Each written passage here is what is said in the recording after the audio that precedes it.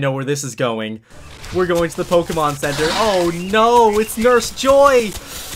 She's gonna restore my Pokemon, but I've been through this before.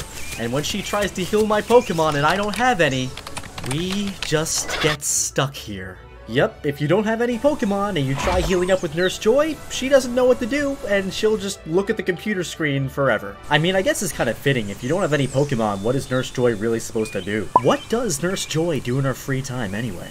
And now we're back over here with Camper Shane, except this time I did something extra fancy.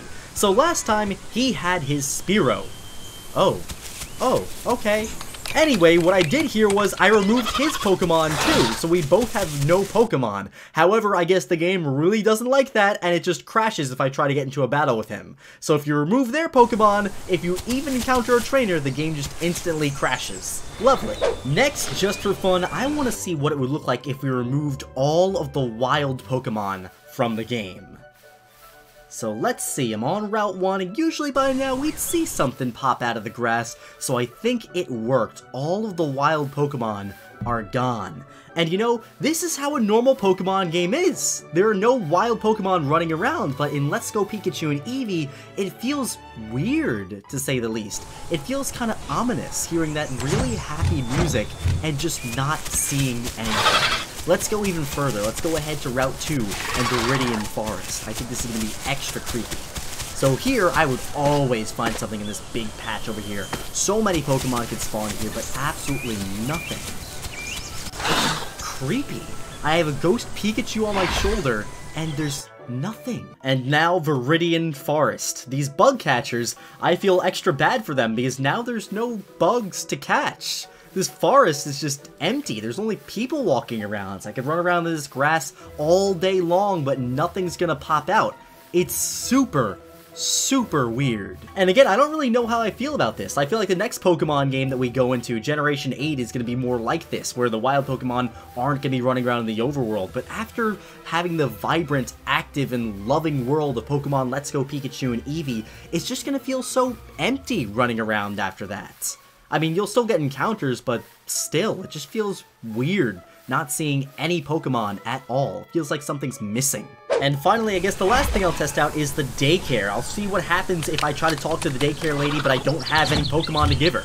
I'm the daycare lady. I look after and raise the Pokemon of trainers who leave them here with me. Now then, what would you like me to do? Alright, let's drop a Pokemon off. You can't leave any Pokemon unless you have at least 3 across your party in Pokemon Box. Why don't you try catching some more Pokemon and adding them to your party first? Alright, so I guess that doesn't even work either. There's really nothing you can do if you get rid of all the Pokemon.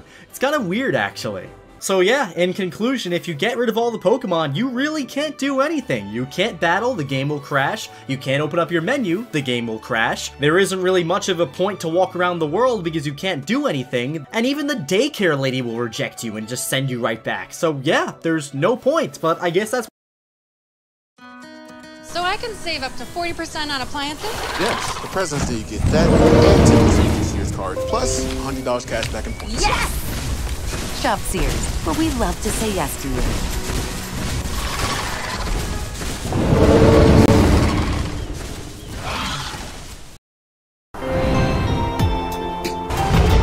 Hey guys, Ron here, and welcome back to the series in which I document my walks around the world and create 3 Pokemon based on what I saw on my walk. As I stroll, I usually point out all the potential neat stuff I see that could make for some creative new Pokemon designs, and then we'll put them together and draw some cool Pokemon. So I hope you follow along with this imaginative exercise and tweet at me some Pokemon you created using the stuff you see in this video, or even in your own walks. Make sure to check out the previous Pokemon I created in my last video by clicking the card on the top right corner, because in order for this series to continue, I need you guys to show some love to the 3 episodes that already exist. But since we're deep into winter and it's either raining outside or freezing, we're not leaving the house. I've been praying for snow, but global warming is withholding that sweet frozen water flakes. So when snow begins to fall, we'll walk outside and make some ice types or whatever. But for now, I'm gonna look around my room for some inspiration. Since some of you guys can't go outside for various reasons, the things inside your house aren't half bad for some good old inspiration. But now it's time for the room tour. Welcome to my humble abode. There's much to work with here. I actually literally built this room from scratch with my dad. The only big thing we didn't personally make were the electronic devices and couch. That has nothing to do with what we're here for. I mean, there are a lot of posters, most of which were from Pokemon pre-orders or I just printed them out. Oh, and there's the AC. Maybe a Pokemon that conditions the air isn't a bad idea. That could be a fire-ice type. This carbon monoxide detector could inspire a Pokemon that detects harmful gases. It's here because of this gas heater, because it gets super cold in my room during the winter. Maybe we can combine those two into a Pokemon that can both release harmful gases, but also sense them. We have these plushes here, but the only one that isn't an already existing fictional character is the middle plush, which an amazing fan of mine made herself for my birthday. How about we pull a reverse Banette? Instead of a doll who wants revenge for being discarded, we have a ghost doll that is searching for another amazing trainer to love after its lifelong partner died from old age. Mimikyu is just a jealous ghost disguising itself under some cloth. It's not literally a ghost doll. This Pokemon could be a literal ghost doll like Banette, but adorable. So let's get right into it. So we know it's gonna be a teddy bear, so... Well, I said so like 3 times already. We have to just draw the basic shapes first, just like any drawing. Now I'm having trouble with the head, but I thought I might as well draw a normal teddy bear and add the Pokemon elements after. But since it's the Pokemon world, I thought it would just be a stuffed version of an Ursaring, not a Teddy Ursa. I came up with a more lovable face and added the rings. But first we gotta make it look like a plush, so I added a seam, and since it's old, a missing eye. And eventually a missing chunk of the ear. Since teddy bears aren't really accurate to real bears and have a combination of features from multiple species, I thought it would make more sense that teddy bears in the Pokemon world would be the same. So I gave it the stomach scruff of a Beartic and the tuft of hair that a Beware has. But now I was trying to find ways to make it look more damaged and different, really. But then it started to look like a Frankenstein's monster or even Cyborg. I decided that since its former owner was very nice, they replaced the eye once it went missing, but of course with an eye that doesn't really match. I experimented with having the spirit come out of a bit of its shell, but thought it looks too much. I don't know, it's over-designed. I took out the big patch and added a more asymmetric, cute little cheek patch. And here is when I decided that the fur on his shoulder emulating an Ursaring should be a little bit inaccurate, so I combined it with the fur on the neck of a Pangoro. Now it's time for the more refined version, in which I added Pangoro's neck fur, making it much more of a combo of various Pokemon bears, especially since its arm is also modeled after Pangoro. Its evolution wasn't too hard. It would basically just be the spirit that has left the stuffed animal, once it maxed out its friendship and has found a trainer who loves it. The spirit is basically a bear angel with a touch of ghost, but I needed to spice it up. I thought it would be cool for the ring on the stomach to become a halo, but I don't want it to be a straight up halo. That's too on the nose and uncreative, so I decided that the ears would float too, which makes it more interesting and unique. I also gave a new design for the cheek to give it more personality, but something wasn't quite right with the face. So I added the nose and it really tied the whole design together. I didn't really change much in the refined version except for adding some fur on the bottom half so it didn't kinda simply have a traditional Danny Phantom ghost tail. And there they are. Vitali, a ghost normal type, evolves into Ascend, a ghost fairy type, when its friendship is maxed out past level 30. They have the new ability called Spirit, which is basically a ghost version of Overgrow or Blaze. It boosts the power of ghost type moves when their HP is low, almost as if they have a drive to fight harder for their trainer when they are in a pinch. Vitali comes from the words Vitality and Ally, while Ascend is a combo of Ascend, because it's going up, and Friend. Now let's go back and gather more information for the third and fourth. JT and I started this company with $6,000. With that constraint, we had to make the most of our money. Fourth Pokemon. Now I collect both elephants, my favorite animal, and of course it would be weird if I didn't have Pokemon figures. Most of these are ones my sister got me for my birthday, and then these were the first of my elephant collection. I mean, we can have another elephant Pokemon made of stone, but that would be pretty similar to Donphan. And obviously these Pokemon already exist, so let's move on. Here's some things that don't translate into Pokemon. Here are a bunch of stuffed animals that I got throughout my childhood that I decided to keep because they give character to the room. Here's some dinos and a ton of pictures of me as a kid that you don't really care about. But now that I look at this tiny T-Rex, I actually have an idea for a tiny dinosaur fossil Pokemon. Maybe it was unexpectedly small and didn't have an evolution a million years ago, but gained an evolved form during the regeneration process that brought it back to life. I like that a lot. That may be the next Pokemon, but we just made one, so let's continue and decide a few minutes later. By the way, that True Green 7 logo lights up. My dad made the light and I made the logo. That's the power of collaboration, my friends. Now, a lot of the posters I have, if you noticed, are maps, usually Pokemon regions. But a navigating Pokemon with a perfect sense of direction would be cool. Of course, I call this my Hoenn wall, and my parents had this recreation of a world map from 1965. So I took it, cause I'm all about that jam. This little setup is neat, but everything here is already something that inspired an existing Pokemon or is a Pokemon. looking at you. Honestly, I just love the lights in my room. I've always wanted to make a light-based Pokemon. You see these lights? We had extra LED strips, so we bought some cheap plastic orbs and stuffed the lights in there. How about a glowing, cute little orb Pokemon that lives in a cave? We already have Miniorb, but that thing's from the sky. This Pokemon could live not in the sky. I have a Pokemon evolution tree from Birdkeeper Toby. Shoes? Do we need a shoe Pokemon? No? Okay. Time for the desk area. There's some interesting stuff here. But first we have these Hoenn badges and of course the YouTube play button. For my birthday, my brother got me this red Nendoroid figure with the other starters right here, chilling near my face as I work. My sister got me this Rowlet for Hanukkah, and I treated myself to this Decidueye family figures. None of that helps the creation process, but maybe Ed could help with that. This was another birthday present for my bro, and maybe we can make an alchemy Pokemon. Look, I know this isn't helpful, but I thought this was the best way to make a room tour without just straight up making a room tour. Give me some props. I honestly think the best plushes are the ones that have the same proportions as the actual Pokemon, and in Joltik's case, this is literally how a Joltik would look like. It's perfect. One thing you may not know about me is that I actually really enjoy buying fake plants. I make it a tradition every March to get new ones.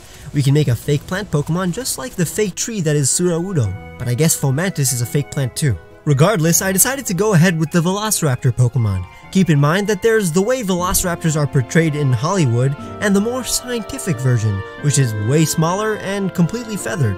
The whole concept of this Pokemon is that it's perfectly preserved and brought back to life. Back when the pre-evolution lived millions of years ago, it never had an evolution and looked like the accurate versions of Velociraptors. Once it was revived, its DNA mixed with the rocks that fossilized it, just like all fossil Pokemon, and it mutated so much that it acquired an evolved form that loses all of its feathers and becomes much bigger and more aggressive, therefore looking more like the mistaken versions we're familiar with. So first we have to just draw the basic shapes of a Velociraptor, and then we'll make it more Pokemon-like. Now I'm having a bit of trouble with the head. It looks too bird-like, and since I know it needs to have less realistic proportions to make it look more like a fictional character, I made this head bigger. I also knew I wanted to take inspiration from Bullets, since this was gonna be a tiny Pokemon that is super fast. Right now I'm just adding a lot of feathers without any plan. I know it looks terrible, but I'm about to experiment even more. The legs here are atrocious, and the new head is even worse, so let's scrap the whole thing and learn from our mistakes. The trickiest part is the eyes, and I don't get those quite right until later. We're first trying to get the proportions more Pokemon-like, which means smaller neck and bigger head. And since this is a pre-evolved form, it needs bigger eyes too. I like this pattern on the face, so let's finish the body to see if this works. Not great, but better than version 1. But I want a face that's less generic, and I quickly made one with more personality. I attached it to the body, and that's when it hit me. This looks way more like an evolved form, so let's just take this and make a baby version of it, and then change it later to fit the concept of the featherless evolved form that I had. And now we're finally on version 3, which is closer to the final design and pose. It still looks too dinosaur-like and less birdy than I want it to be, since Velociraptors are very bird-like. At least I found an eye shape that fits extremely well with the other eyes in the Pokemon world. It looks like the eye of a Pokemon. But before I moved on, I needed to refine the head a bit more. It's a bit better, but not perfect. I made some arms that I'm proud of, but the legs are too long for a pre-evolved form. I shortened those babies and finished the tails design, but the beak was still bugging me. After adding more detail to the torso, I went back to the beak and finally made something that was closer to the final design. All I had to do was finish the legs, and then I went back and made the nose rounder, which makes it way cuter and more childlike. So now it's time to update the evolved form so it looks like a scarier, more rugged and featherless version of the pre-evolved form. The first step is just getting rid of the feathers and making the legs bigger. I experimented with a lot of different spikes, but by the end I thought it looked over-designed, so I toned it down a bit but still made it look like a gargoyle gremlin, cause the whole point is that it's unnatural and mutated. The pre-evolved form is the natural Pokemon. And there they are, the 2-foot-tall rock-type Velasnipe evolves into the rock dragon type, who is 5 foot tall. They both have the new ability Overshoot, which slightly weakens the physical moves of a foe if they attack after the raptor attacks with a physical move. The rationale is that when our Velociraptor Pokemon attacks, it's still in motion after it has performed its move, so when the foe attacks, it's attacking while the raptor is running, which softens the blow of the attack since it's hitting a moving target that is made of rock. So I really hope you're enjoying this series because I want to make more. Therefore, share it with your friends and leave a like to show your support. I promise the next one will be outside. Make sure the love's the latch or the breeze to clean. I was thinking the easy grip, no slip. Welcome to babyhood. Start your registry today and find the best brands and the best advice for a better babyhood. Help out the Dr. Wily channel by clicking the sponsor button below. This way you can financially support us and get some cool perks in the process. We all know who Mario is. Even people on the other side of the planet and maybe some aliens in space know who this mustache maniac is. However, for a long time his origins were a bit vague since we only saw him as an adult in his adventures. Luckily enough, we got to see him as a baby in some semi-spin-off games where Yoshi played a big role.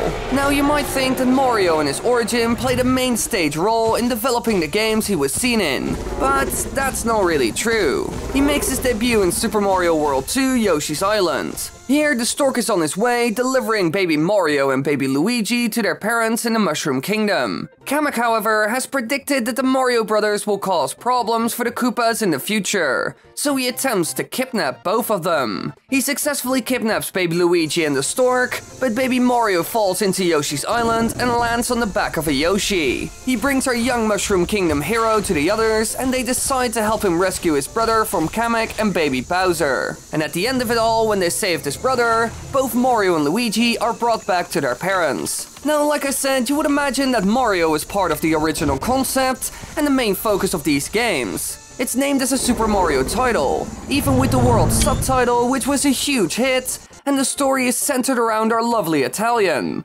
However, it was actually made with another star in mind, which was revealed during an interview with game journalist Stephen Kent. Here, Shigeru Miyamoto stated that he wanted to make a game starring Yoshi as far back as Super Mario World's development. He disliked previous Yoshi games, specifically mentioning Yoshi's Cookie, Yoshi's Egg, and Yoshi's Safari, and wanted to make one more authentic to the Yoshi character. An early version of the game was demoed to Nintendo's marketing department, who rejected it due to the visuals lacking punch, in comparison to Donkey Kong Country's pre-rendered 3D graphics. In response, Shigeru Miyamoto developed a more stylized and cartoony art direction for the game, which was accepted. According to Hasashi Nogami, the hand-drawn style was created by literally drawing the characters by hand on paper, scanning them, and then carefully copying them to make the sprites a pixel at a time. And the Super Mario name in the title?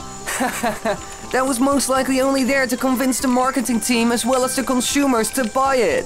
This series had an extremely good name after all, the other Yoshi games were nothing like this one, and in terms of gameplay, it was similar to the Super Mario style. And so our cartoony hand-drawn heroes were made. However, Mario wasn't really the star here. However, he did have some amazing abilities and moments in this title that were so different from the normal Mario that you can't even compare them. First of all, he was the victim in this game, and basically helpless a lot of the time. When you are hit, you will float around in a bubble, panicking and crying. So he doesn't really control the situation here. It all comes down to Yoshi saving the day, which is already an interesting twist. However, there's one power-up scene in this game that makes him incredibly useful all of a sudden. Superstar Mario. In this form, he gets a cape, and Yoshi turns into a giant Yoshi egg. And after the time runs out, everything turns to normal. While running around, Mario gains insane speed, enough to dash on walls and ceilings, and can use his cape to float down slowly. He's also invincible to enemies, attacks, and even hazards such as spikes and lava,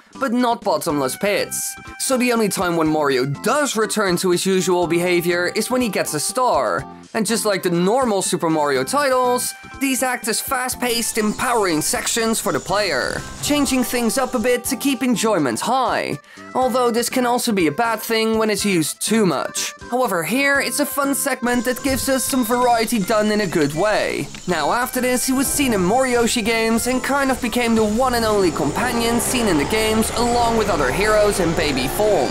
But the next title, Yoshi Touch and Go, changed things drastically. Like, it's completely different from what it used to be. The game starts off quite similar to the first title, but this time you have to guide baby Mario to the ground, using clouds and trapping enemies in bubbles. When he reaches the ground, a Yoshi's at the bottom, saving him when all his balloons pop, where they then pursue Kamek and his toadies to rescue baby Luigi. This time you don't control them really, but actually guide them using clouds, similar to what was seen in Kirby Canvas Curse later on, and the Superstar is still quite similar to what it used to be, but now you can shoot an endless amount of stars at enemies. So not a whole lot changed when it comes to Baby Mario, but when it comes to the gameplay, it has a completely different feel and pacing to it. Now from this point onward, the story and stuff seen in these Yoshi games doesn't really change that much. Only in the DS version, we saw a new ability that it gives to the Yoshis, like a dash, as well as causing M-blocks to be visible. However, that's about it. Especially the story became extremely linear,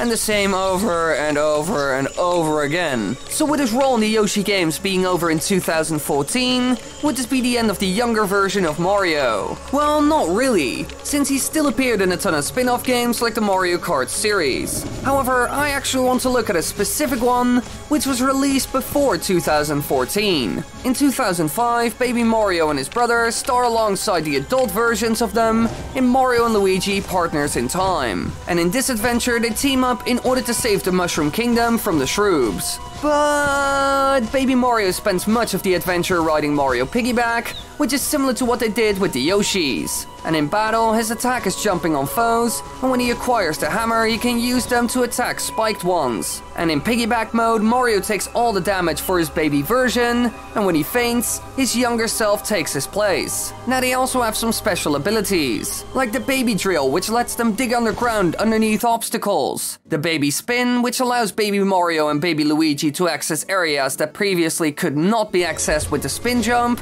Baby Cakes, which enables them to slip through wafer-thin areas that cannot be accessed using the Baby Drill, and more. The most interesting part about this game is that you can see both the adult and baby version working together, which kind of breaks the game's lore and messes with it like time travel always does. But it was one of the only times where we saw them with actual character. In the Yoshi games, Baby Mario never said, did, or really reacted to anything. But here we get to see more than enough in the cutscenes, which is quite good for this character since it needed some more character development, so you could possibly see how Mario changed from when he was young to what he is now. And to an extent you can notice what their personality was from birth, and how some things changed about them as time went on. So overall, Nintendo invested quite a lot of time into them, but in the end didn't do much with it, and only really created it so they could do more with the Yoshis. Even in 2019, they haven't done anything interesting with them for years, while the idea seen in the Mario and Luigi game isn't that bad even. They could certainly do more with that. For example, a game set in the baby or youth era of Mario.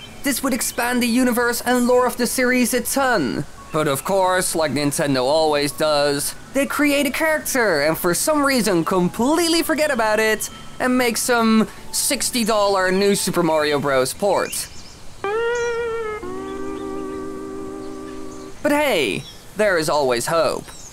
Thanks for watching everybody, I hope you enjoyed. If you want to watch more videos, be sure to click the annotations on the screen right now, and also check out the sponsor button below so you can support the channel.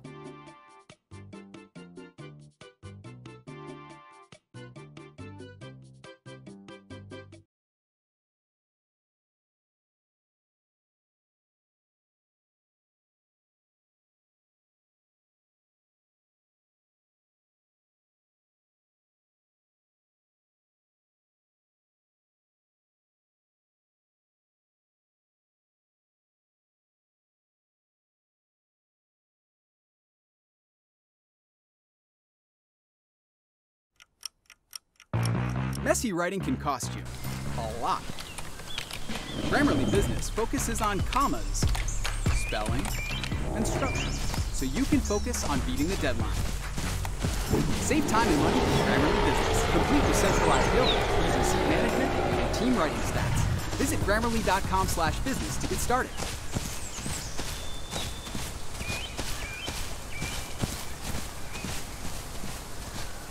The thing to remember here is that we're all in this together. Creators against the people who are looking to badmouth us, against the people who are looking to take advantage of us, exploit us. And the only way they win is when we don't talk. So many of you saw my recent video covering the collapse of the Defy Media MCN and how the closure of that business ultimately resulted in 50 independent channel creators having $1.7 million of their earnings just stolen from them. And mind you, when I say $1.7 million, that's actually a lowball of what's collectively owed to this group of people. But regardless of the final amount, the moral of the story was this: that money, our channel's rightful earnings sent to us by YouTube, now resides trapped in a bank account with a big old Defy label slapped onto it. Ally Bank is now holding on to that money, waiting for it to be parceled out to all the people that Defy owed debts to. They're treating it like Defy's money when it's actually ours. At the end of the video, I asked you for help, simply by spreading the message, raising awareness of the issues that we found ourselves in, and you did. You answered the call in force. Which, first off, thank you so much for making it to the end of that really long video, but also thank you for signal boosting. People like Phil DeFranco, Felix, Treesicle, Gamer from Mars, Optimus, Venture Addicts, not Venture Beat, I keep wanting to say Venture Beat, but it's Venture Addicts, Tipster, all of you did. You shared your own MCN horror stories. Thank you so much for finally helping to air the dirty laundry of this industry that's been taking advantage of people for far too long. And it wasn't just here on YouTube either. The Verge, Daily Dot, Josh Cornett, TubeFilter, all of you helped to signal boost our story. A story that, quite frankly, YouTube's trending tab was a bit too scared to touch. And I cannot thank all of you enough, because after months of silence, since the day that Defy closed, we finally got a response from someone who's wrapped up in this whole mess. We got a response from Ally Bank. But hold off on your party poppers, friends, because the response we got was not quite what we were looking for. Let me share a couple tidbits. Quote, Ally made a loan to Defy Media that it was unable to pay back after experiencing excessive losses, and the owners refused to continue to support the company. Defy is being liquidated by a professional hired by their board of directors, and Ally stands to lose most of its loan. We are sympathetic to everyone caught up in this mess, and unfortunately, Ally is also experiencing a substantial loss as a result. So sorry for your loss, Ally. Thoughts and prayers. This, ladies and gentlemen, is not a response. It's a Jedi mind trick. It's a misdirect. It's a tactic called false equivalence. Basically, sleight of hand that tries to convince you that two things are equal that, when you step back and actually look at it, aren't at all. In this case, we have Ally Bank, a company who in 2017 had revenues of $9.8 billion, trying to say that it's a victim of Defy Media's closure in the same way that we, YouTubers who film in our closets, are victims of Defy Media's closure. That the money that they stand to lose is equivalent to the money that we had sent to us by way of Defy and now remains trapped in Defy's bank account. That money is not the same, Ally. But in case you don't, because I understand digital video is a complicated business, let me explain it to you in the way that we like to do things on this channel.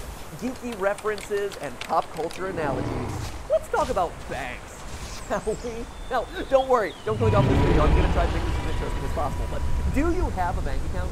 Have you ever stopped to consider how banks make money? Honestly, it's something I never gave second thought to until having to do this video. And now that I've thought about it, banks actually have a sweet deal in place. You see, we all deposit our money into a bank for safekeeping and to earn little increments of interest. But the banks then take our money and loan it out to other people, other businesses, whatever, and charge higher interest rates. That is how the bank is making money. And loans are cool. That's all fine and dandy. It enables people to get houses or expand their businesses. It's very awesome.